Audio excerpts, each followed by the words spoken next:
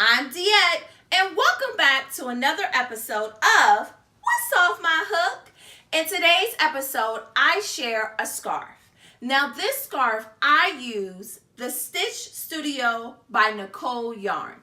This yarn you can find at your local AC Moore store.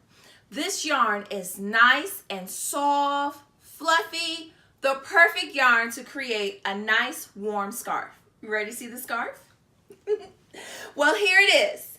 The scarf that I made, I used a double stitch. I chained 20 across and I double crocheted all the way down till I got the length that I wanted. The length that I wanted was enough to be able to wrap around twice. This scarf, when put around your neck, is the perfect scarf to keep you warm on cold, windy days. Tell me what you think in the comments below.